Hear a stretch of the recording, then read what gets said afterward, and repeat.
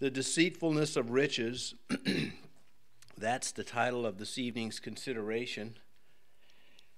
When in Israel, for me, King Saul didn't really come to mind much. The monument for King Saul in Israel is Mount Gilboa, where he died, and it sticks out like a sore thumb. And that's the end of your, hey, that's where Saul died. But David, on the other hand, of course, Jerusalem. You don't go to Jerusalem without David being one of the leading thoughts in your mind. There's En-Gedi and Elah Valley, the must-see. You know, if you're planning out, well, if I go to Jerusalem, Israel, I want to see En-Gedi, and I want to go to the Elah Valley where he slew Goliath. Exciting. For Hezekiah, it's his tunnel.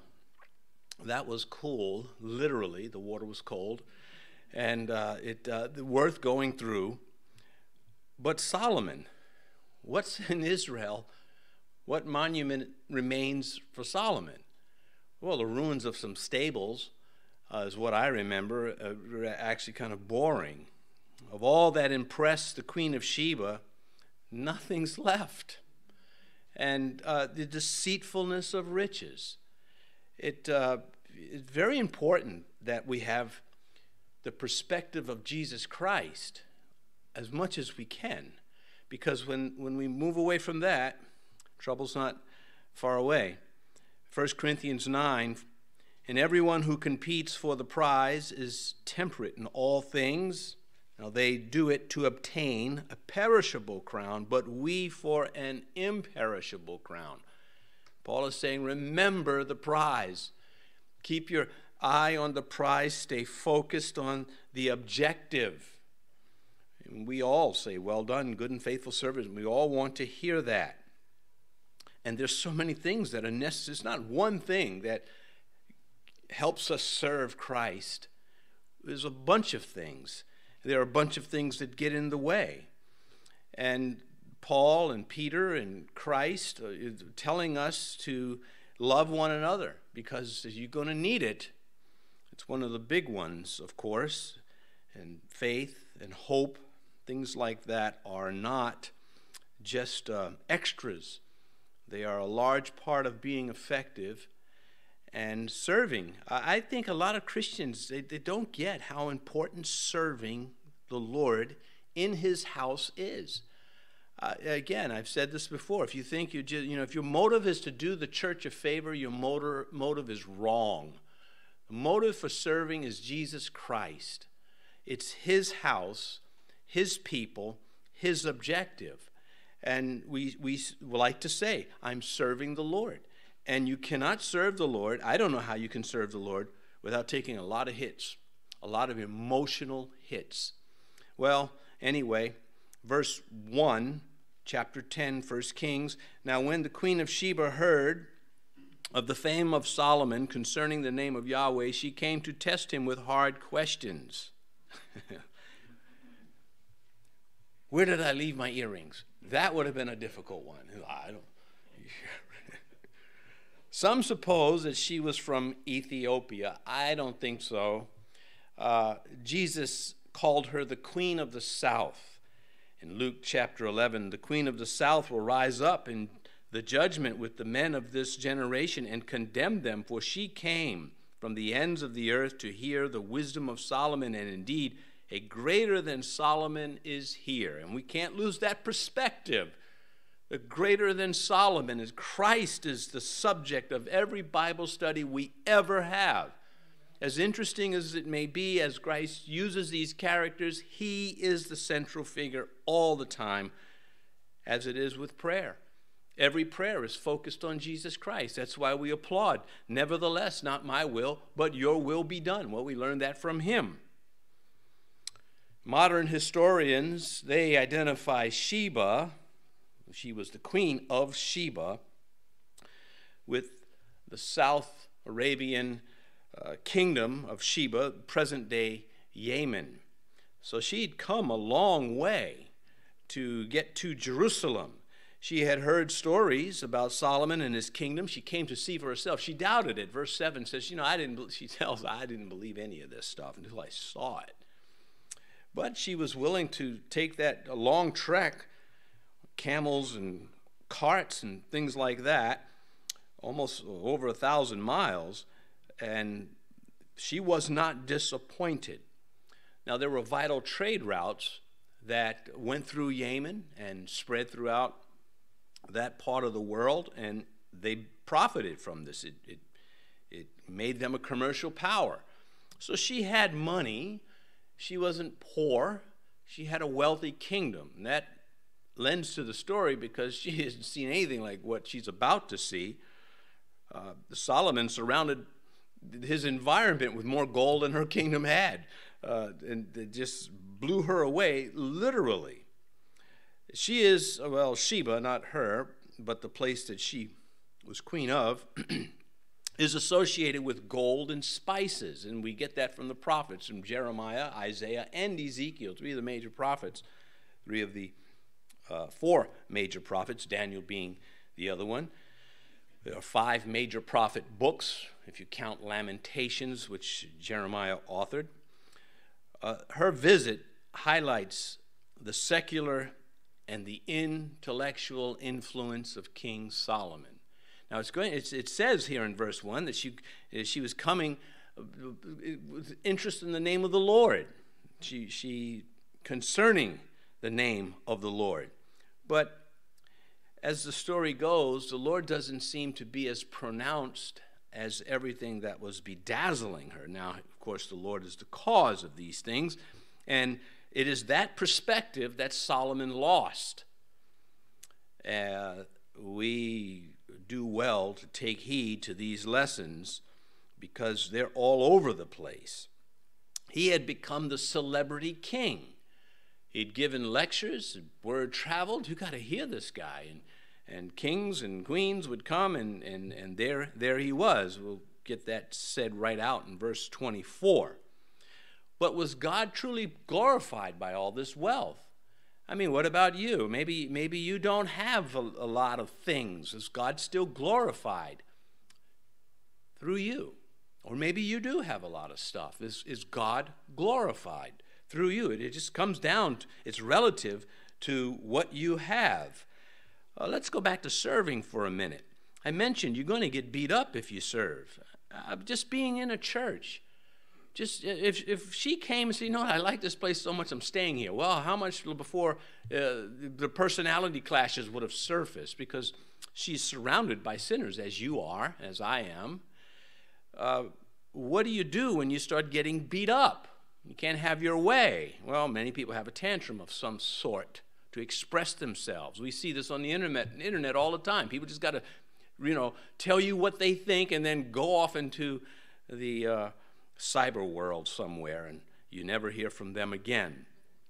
Serving's not like that. You've got to show up again, or you walk away. And I believe the angels would like to tell some people who leave good churches, get back in there. Stop making it so easy for Satan. But I think they have to leave it with the free will and the movement of the Spirit in the life of the individual. We all need to hear this, including me. I don't think I've ever preached down to anybody as a Christian, and I don't plan to start now. If I point out something that I've observed, it's something that I've observed, and I'm sharing it with you, and you have every right to agree or not to agree. It'd be crazy not to agree. Oh, did you hear that? Is this thing on? Concerning the name of Yahweh, she came to test him with hard questions. Again, initially doubting the fame.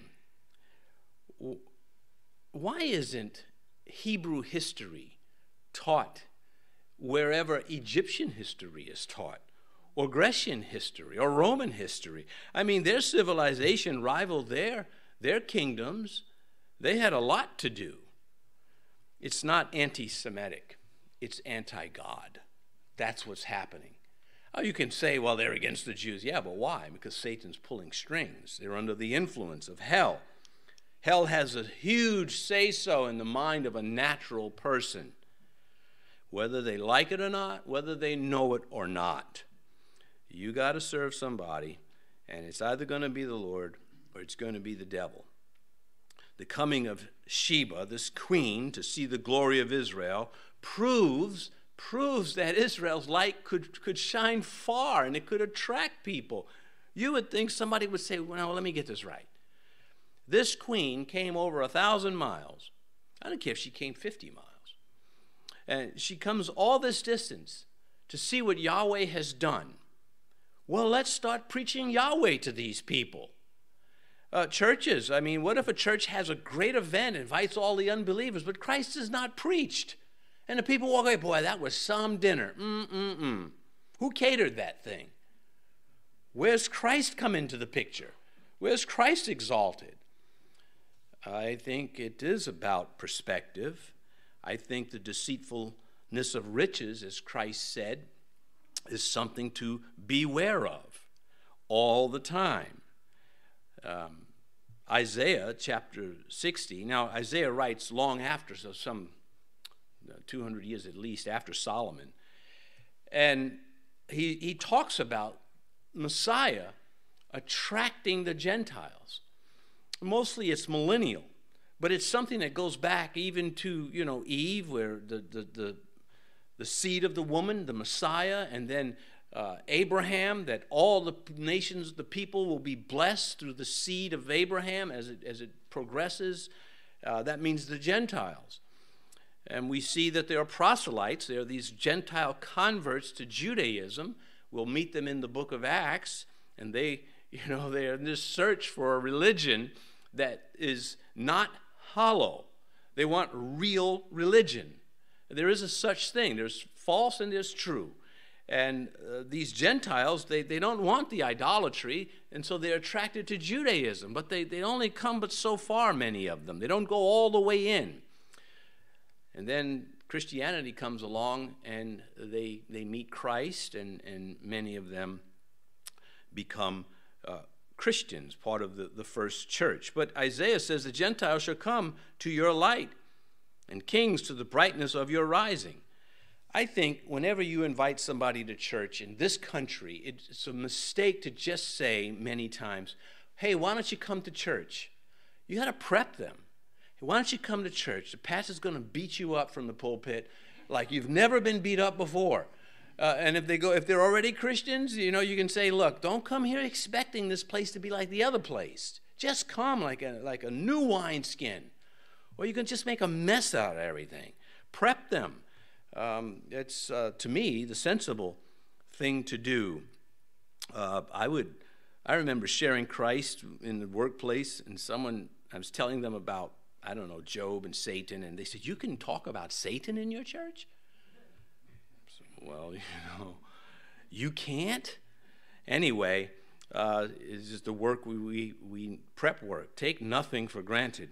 It's a lot of Christianity should leave you tired. Imagine if, I was just, out hanging out before I came up into the pulpit, treated it like a gig. I know the material. I can just wing it. Well, my motivation for not winging it is I have to answer to God for my behavior. Now, there are some areas I mess up in. I say, Lord, I mercy. And there are other areas he said, listen, this is not about mercy. This is about diligence. And you need to be ready and do these things, because where does that end? Well, verse 2, she came to Jerusalem with a very great retinue, with camels and that bore spices, very much gold and precious stones. And when she came to Solomon, she spoke with him about all that was in her heart. I'd like to see the look on his face when she was doing that. Oh, that's funny, is it not? Come on. All right, maybe it's not. Anyway, yeah, it's really not that good. I can do better. Anyway, she comes with this retinue, this entourage, advisors, attendants, soldiers, laborers, doctors, cooks, this staff, all these donkeys and animal whisperers and things like that. And she doesn't show up empty-handed, and nor empty-headed either. She's got things she wants to discuss with Solomon. She heard that he's so smart. Well, she's going to question him about these things. And so she confides in Solomon, ruler to ruler. You can bet there was some of that, but there was also person to person, human to human. We don't know if she ever married. History doesn't tell us anything about her outside of the Bible, really. Everybody else got hearsay about the Queen of Sheba, but we don't know if she's married, had kids. We know nothing about her. Anyway, of course, she sees this kingdom. She's going to want some of this success, know how to get it. And he didn't yet publish a book on it. Ecclesiastes wouldn't have helped her. It wasn't printed yet. Anyway, verse 3, so Solomon answered all her questions. There was nothing so difficult for the king that he could not explain it to her. Well, I don't think she asked parochial questions. I think he was just the wisdom that God had given him. And of course, had to be one. Of course, with a gift from God, it is just that. It is irrevocable. It is your gift. But there's no guarantee you're going to do the right thing with it. Judas blew it, and others have too. Solomon's going to mess it up. Among men, Solomon was truly the smartest guy. He became the smart, dumb guy, which is, a big difference between being an A student only.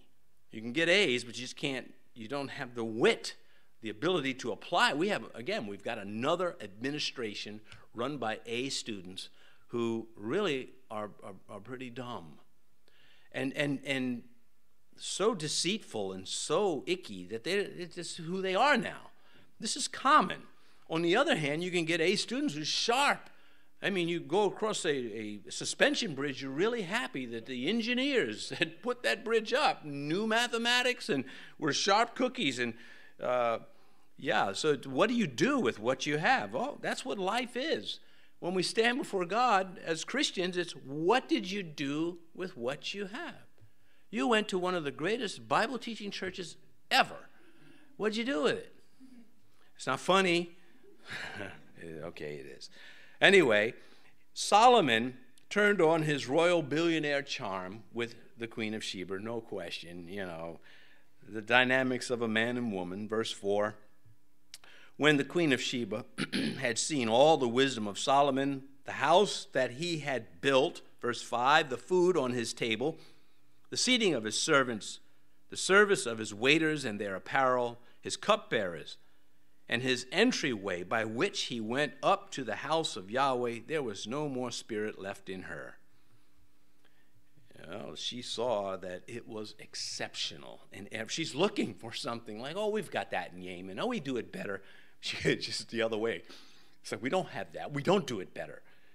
This is what the church should be to someone that comes through the doors. It's like, man, I'm impressed with the Spirit of God being here. We don't have to have wouldn't you love colonnades? Wouldn't that be nice? You could hide from people, jump out, boo. But the Spirit of God, that one of the highest compliments that I've ever been given as a pastor is by someone who got saved here on a Christmas Eve service and said to me after, I didn't hear a word you said. All I did was feel the Spirit of God here. What is that? But isn't that a glorious thing, right? That's what we're here for. We're not here to impress people. We're here to impress upon them the Christ. And he did it and didn't need me to do it at that time. Come on. Work with me.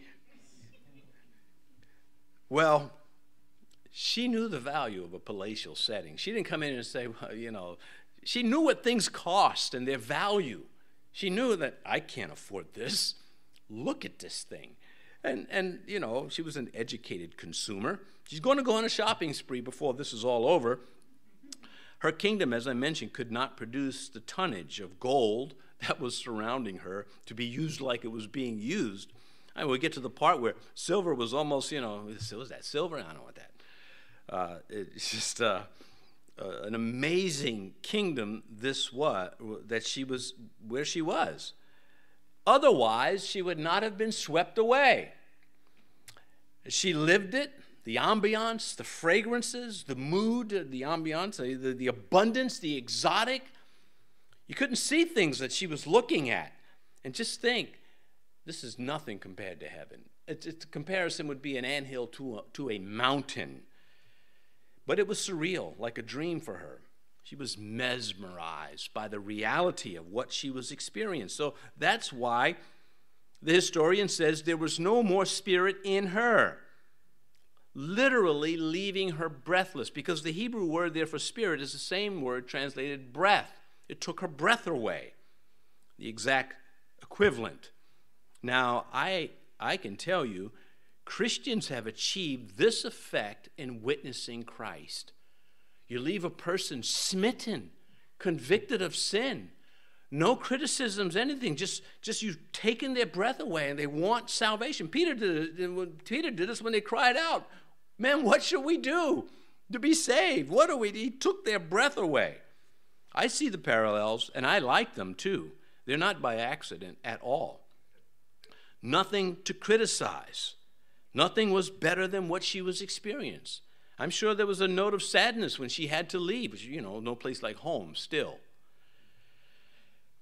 Sadly, far from being a grand witness to God, he was more a grand witness to Solomon. Verse 6, then she said to the king, "It was true, a true report, which I heard in my own land about your words and your wisdom." Verse 7, however, I did not believe the words until I came and saw with my own eyes. And indeed, the half was not told me. Your wisdom and prosperity exceed the fame of which I heard. So she says, I heard, but I saw. And that's, her senses were engaged. This time, it was true.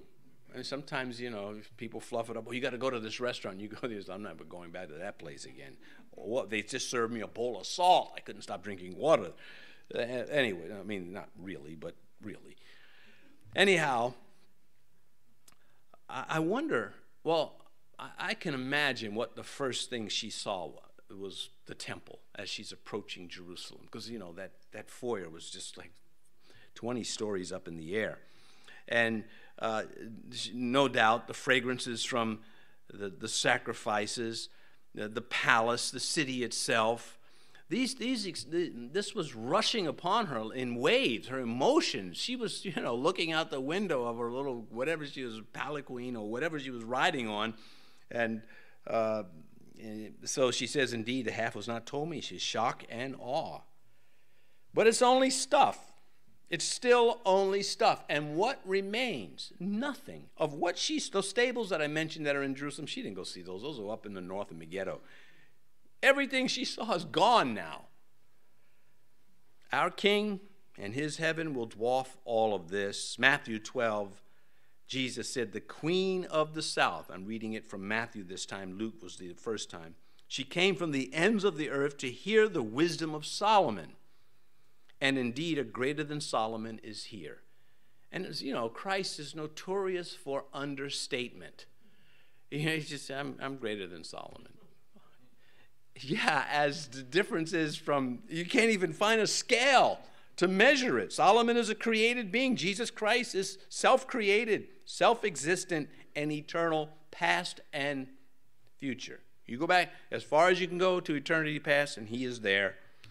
Verse 8, she says, happy are your men, and happy are these your servants, who stand continually before you to hear your wisdom. So like a fairy tale again to her. Her servants, evidently, remember Nehemiah? Nehemiah said, if I go in front of the king and my face is down, he can kill me for this. The king's just like, look, I'm the king, and I'm not putting up with this. People in the workplace, like pushing them up a hill. And they just come in and there's a little dark cloud that comes before they get there. And it's just, they bring everyone down. And they get like a sick day or something. It's like, boy, I had a good time at work today. I wonder what. And you realize who wasn't there. You just, man, I hope that's never me. And I hope that's, that's not the Christian, to be that sourpuss. Okay, you hate you. I worked with a guy, all he did all day long, I want to win lotto. I want to win. Let's settle that. All day long. Of course, we all want to win lotto, shivering out here in the cold, working like coolies.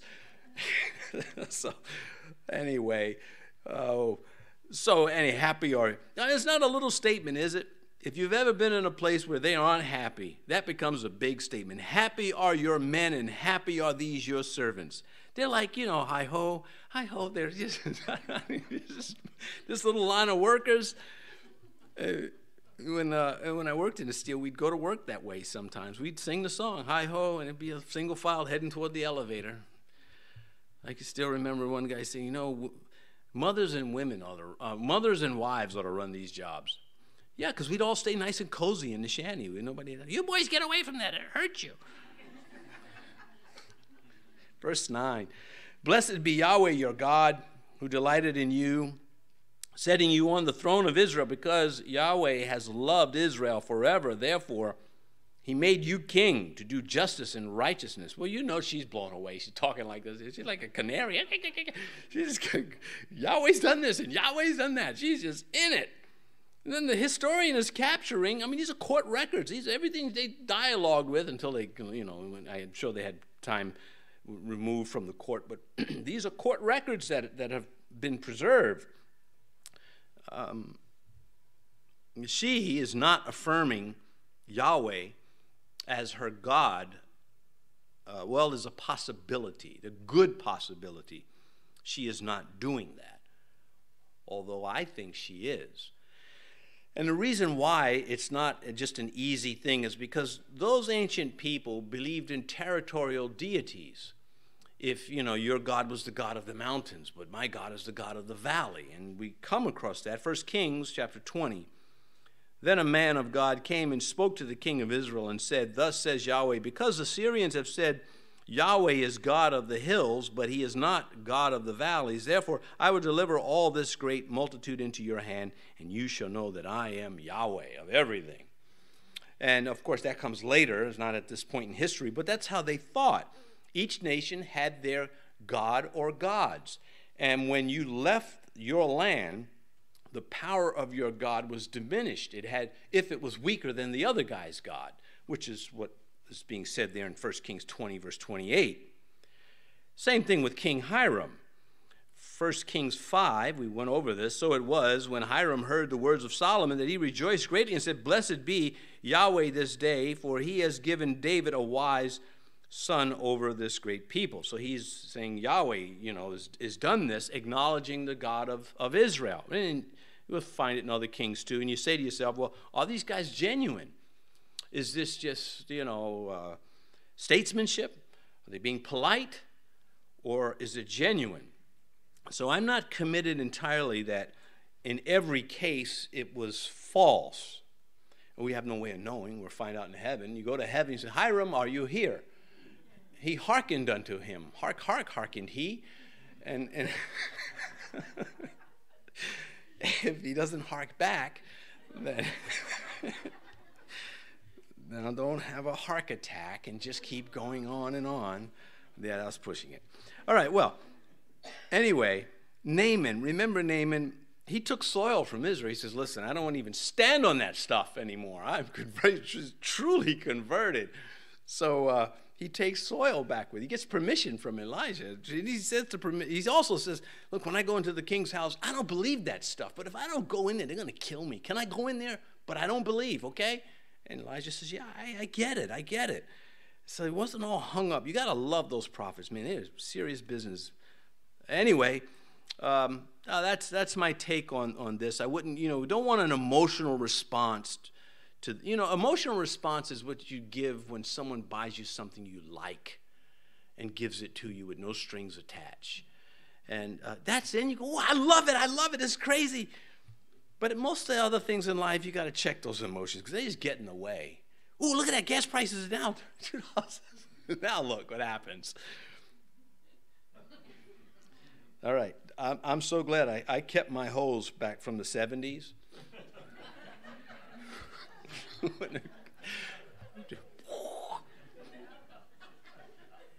Once you've tasted gasoline, you'll never forget it.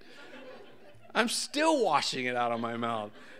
Anyway, that wasn't prices. That was just a shortage. It was horrible. It was just like, hell must be somewhat like that, People with guns. Anyway, coming back to this. He says, who delighted in you? Well, God did delight in Solomon, and this was public knowledge. 2 Kings, Adonijah didn't think it so, but for 2 Kings 12, this is going back, David comforted Bathsheba, his wife, so she bore a son and called his name Solomon. Now Yahweh loved him. And then the prophet comes, Nathan comes, and Yahweh's giving him a nickname, the lovable one. So Solomon was loved, and that's going to factor into his judgment, I think. I think you'll see Solomon in heaven. The legalists like, no, you won't. They talk like that, don't they? Don't the people you don't like talk in some high voice like this or like that? There's one or the other, but there's nothing normal about people you don't like. Anyway, and of course they're not capable of disliking you. Therefore, because Yahweh loves you, therefore he has made you king to do justice and righteousness. Now, justice and righteousness are the dominant themes in Proverbs. When we get to the Proverbs, now not only other books too, but that Proverbs is one of the leading books that stresses those themes. Verse 10, then she gave the king 120 talents of gold, spices in great quantity, and precious stones. There never again came such an abundance of spices as the Queen of Sheba gave to Solomon. And there's something humorous about that. Now, I mean, they were impressed with her spicy gifts, obviously. And if you're into spices, you would have loved this. It's like, someone giving a cow to someone who's lactose intolerant. Not a good idea. But so, I've got a gluten problem. Well, you've just inherited a wheat farm. So you got to make some corrections. So anyway, here she brings all these spices.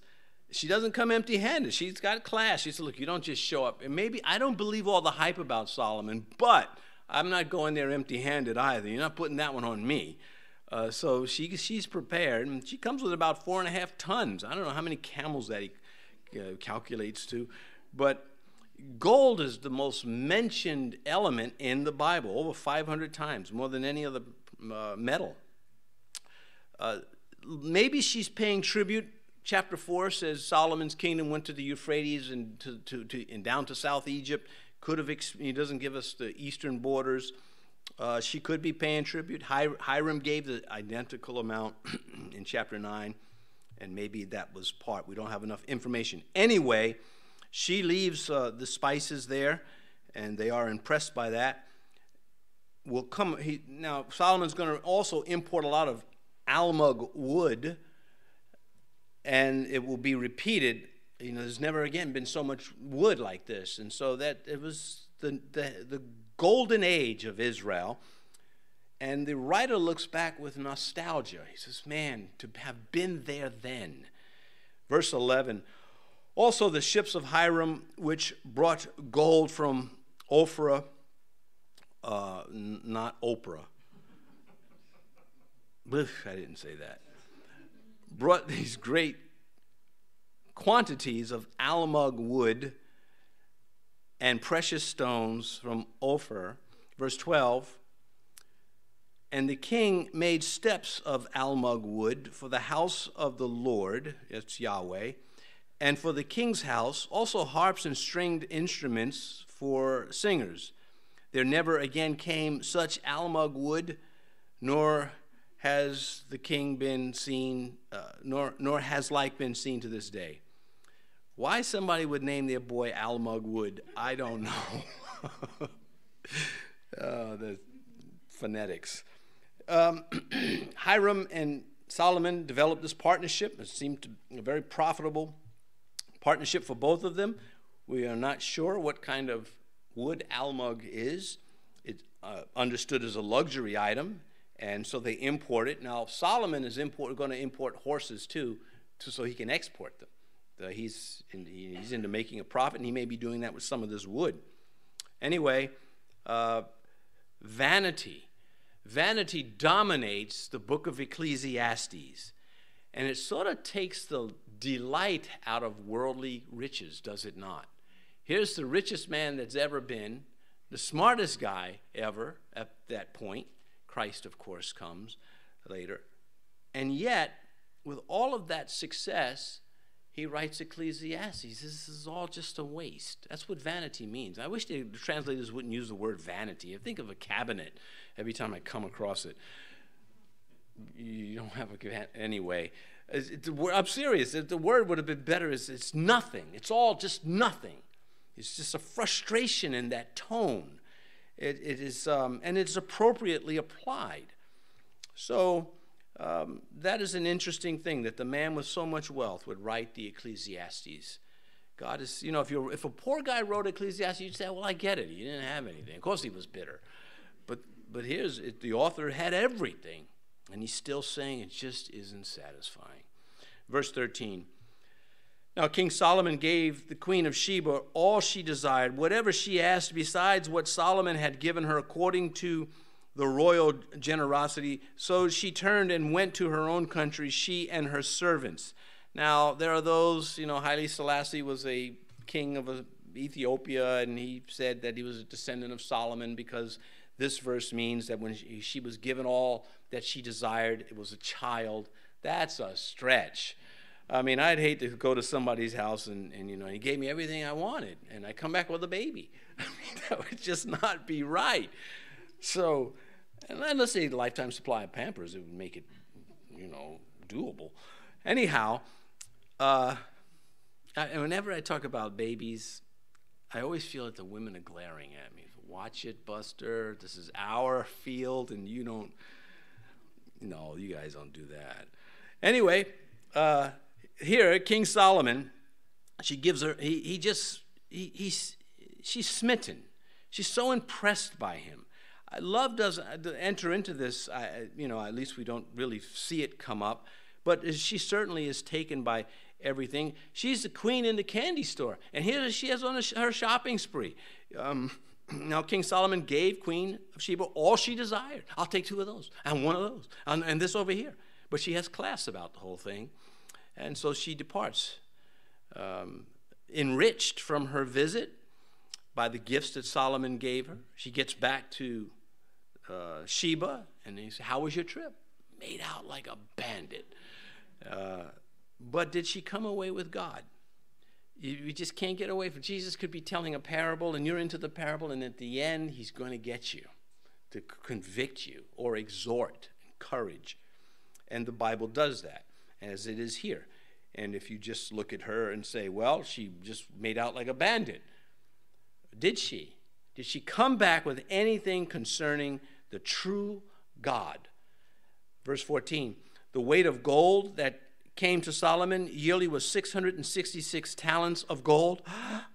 Verse 15, besides that, from traveling merchants, from income of traders, from all the kings of Arabia, and from the governors of the country. So the income of traders from all the kings of Arabia, well, Arabia is that land to the east of Israel, which would reach to Yemen, where she likely, again, that paid 120 talents of gold as tribute. These are some of his sources of income. Duty, which is tax on imports. The days of peace and prosperity for Israel and the region. And Israel was the world power at this time. The Assyrians were not yet this great force. Many commentators will tell you that Jonah didn't want to go to Nineveh, the Assyrian territory, because they were so cruel. Well, they had not evolved to that cruelty yet. No, Jonah just didn't like them. He just didn't like Gentiles. Didn't want to share God with them. Which is the point of Jonah's story, is what does it profit a man? You're a prophet, and 2 different uses of the same phonetically sounding word. You are my man with my message. I want to reach the Ninevites, and he did not want to do it. And that is the story this evening.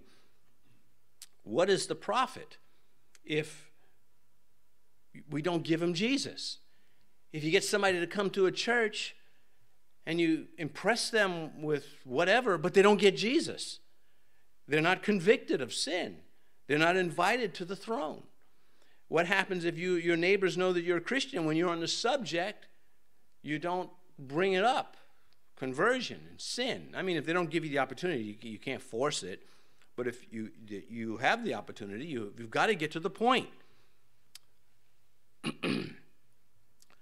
We are uncomfortable, at least I am, with Solomon's blessings because of his approaching tolerance for idols, his appeasement of his wives. That's why he did those things. I just want to keep the peace.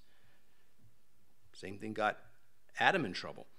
Now, this number, the yearly income was 666 talents, 25 tons, or 50,000 pounds of gold. If you add up Hiram's 120 talents, 420 talents in chapter 9 brought by the navy to Solomon, if you add 120 talents from Sheba, you end up with 660 talents. I find no connection between the 666 talents with Revelation 13:18. Now, I think this is important, because if we get into the habit of stretching things to suit something else just without any fact, then we can enter into poor Bible teaching. It has to be there. When we make our analogies, we hang it on something. It's not just this, wandering opinion. There's nothing in this to link Solomon's 666 talents with the Antichrist to come. Now, at least I can't find it, and I don't know of any other commentator that can either. However, that number 6, there's something there. That is, in biblical numerology, a pronounced number. We find this pattern all over the Old Testament and into the New. It is the number of man. Well, even in Revelation, it says, "And his number shall be 6, and 6, the number of a man." He's not going to be a demon incarnate, a materialized demon. He's going to be a human being filled with Satan. That's Revelation. But the number 6 is a man. It's not always an evil number. The implication is a limited number, because the number 7 is perfection by the hand of God. And 6 can't get there. 6 can't be 7. 6 is forever 6. So the number of completion, of God's completion, of course, comes in heaven. The 7 days in a week, and just the number just shows up in this context frequently. Solomon's 666 talents represents man's ultimate weakness. He's just completely limited. He is just a man, and unable to truly fulfill the eternal wealth from God. And so that is a fair connection. But again, I don't see a direct one to Revelation. Now, I'm sure you might have your theories, and that's fine. Well, if they disagree with me, it's not. But aren't we like that? We get so. Now, I mean, I'm kidding about that, but I can remember when I first started reading commentators and studying the Bible, I would get so upset with a commentator who didn't agree with the last commentator who I liked, and I had to grow out of that. Because I would stop. I'm not reading him anymore. Why? I was dumb. The guy's great. So there's a point you don't agree on. He's not being blasphemous, anything like that. And people, they'll go to a church and they'll hear something that, some cats are fat. No, I'm not going back. All right. Solomon, here he is networking. This is an important part of all this. Here he is networking, and it helped the nation. He's bringing in all this prosperity. He is bringing in many influential visitors. Did it help the king and the people draw near to God? Or did it contribute, this influx of unbelievers, these foreign merchants, did it contribute to false ideas of religion and worship and morality and God? Yeah, it did. Eventually, Solomon himself is going to be influenced by his foreign wives and succumb to enough of their idolatry. Anyway, the coming of Sheba to see the glory of Israel is proof that it was possible to draw the people in. Solomon is Solomon, and the church is the church. 1 Corinthians 10, verse 12. Therefore, let him who thinks he stands take heed lest he fall. Why didn't Solomon know that? He did know that. That's not unique to the New Testament. It's not unique to Christianity. First, Solomon were right, pride goes before the fall. 1 Timothy 3, moreover, speaking of pastors, and Paul is saying to Timothy, when you're going to raise up pastors in the church, not a novice. You can't have a rookie step in there. Satan's just going to wipe the floor with him. And then the next verse he says, moreover, he must have a good testimony among those who are outside, lest he fall into reproach and the snare of the devil. So Satan has his snares out. He has traps, just like a bird catcher has these snares out ready, and other trappers. So Satan is a trapper. Verse 16, and King Solomon made 200 large shields of hammered gold. 600 shekels of gold went into each shield. These were decorative. They were very large shields, 15 pounds each. You couldn't carry that on the battle. Gold is not a very strong metal, very heavy. Why did he need? He's going to have another 200 in verse 17. 500 shields. Over 2,500 pounds of gold went into these. Verse 17, he also made 300 shields of hammered gold. 3 minas of gold went into each shield. The king put them in the house of the forest of Lebanon, where the seamen were, I guess. Anyway, the house of the forest, we won't go there. These are smaller shields, and the Hebrew word used is just that. So he's got these large shields and these small ones made out of gold, very decorative. Of course, she would see these things and say, this guy's got money to burn. Verse 18, moreover, the king made a great throne of ivory and overlaid it with pure gold. I think this is just extravagance. Some of the commentators will say, well, it was really wood inlaid with ivory. What's the difference? It's still, to me, I don't know. I've never seen ivory overlaid with gold. Is there some benefit to doing this? Ivory's pretty by itself, and so is gold. Well, the extravagance. Amos, the prophet, he criticized him. He was a prophet to the north. He was from Tekoa, which was in Judah, but he's a prophet up north. In fact, at one point, he said, you need to get out of here. We don't want you around us anymore.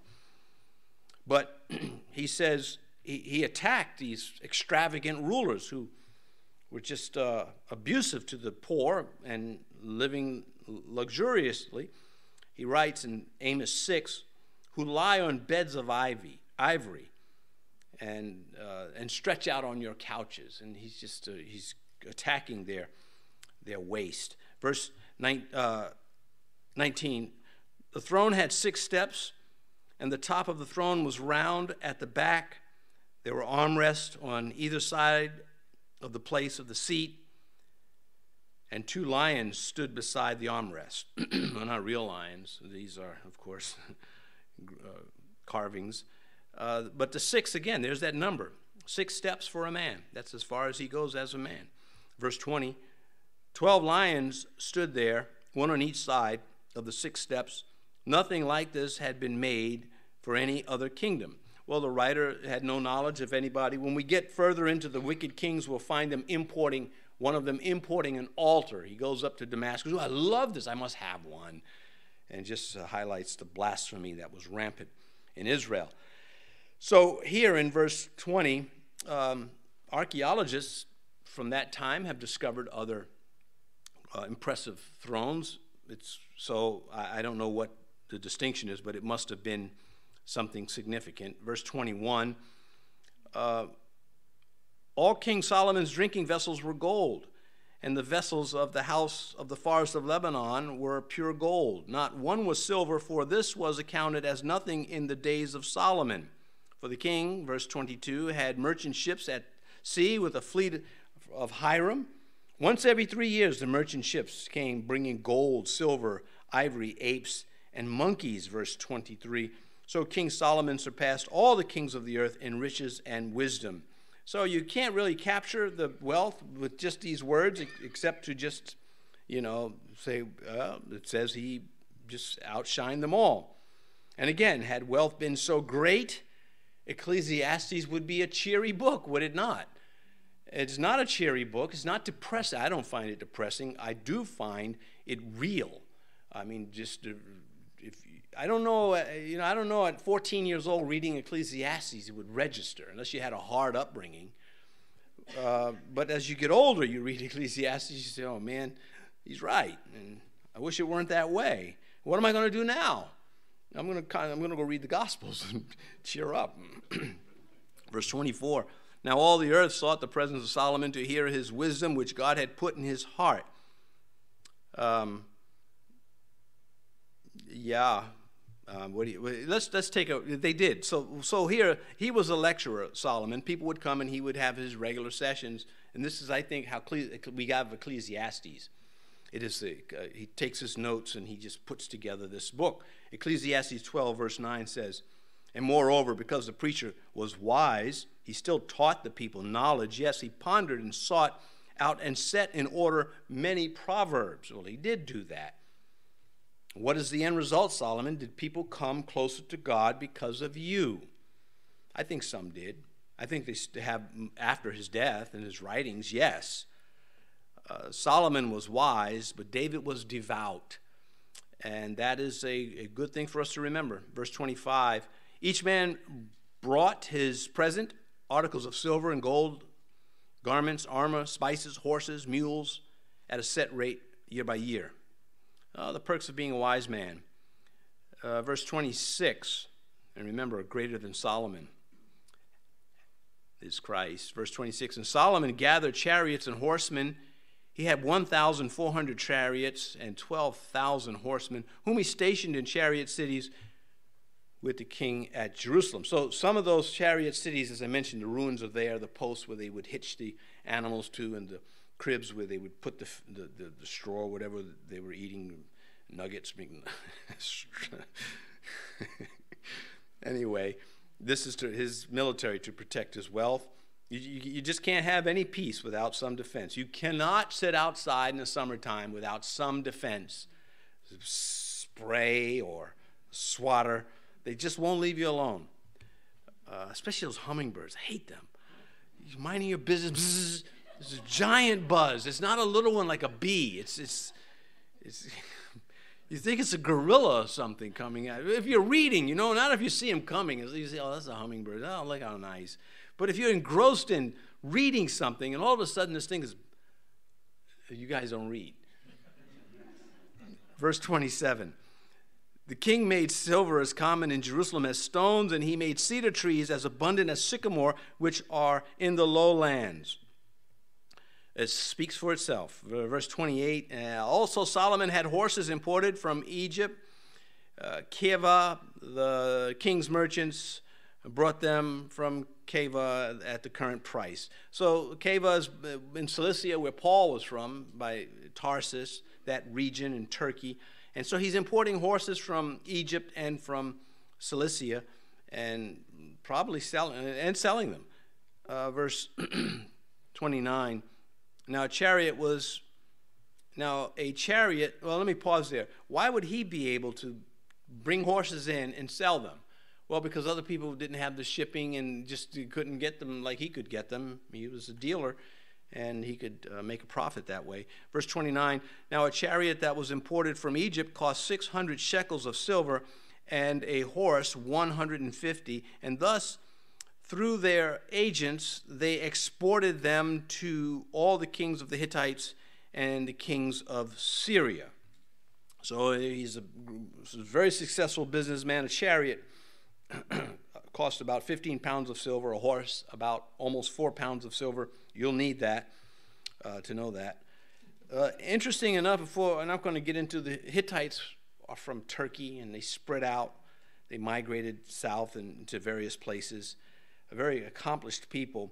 Solomon had Hittite women in his harem, and we'll get to that in the next chapter, again, not that important. We're closing with this. Earning money, of course, is not a sin.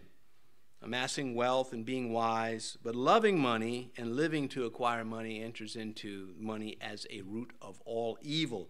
So here's a quote. I don't know who it's from, so I'll put my name on it. It's good to have the things that money can buy, provided you don't lose the things money can't buy. We agree with that, but we're going to forget it next week. If I ask you, what was that quote again? Who would remember? Let's pray. Our Father, indeed, those things that last, that's what we are, that's what we're concerned with, the eternal things. And we thank you for your Holy Spirit, Lord Jesus, who helps us with this. May you get us all home safely tonight. We ask you in Jesus' name.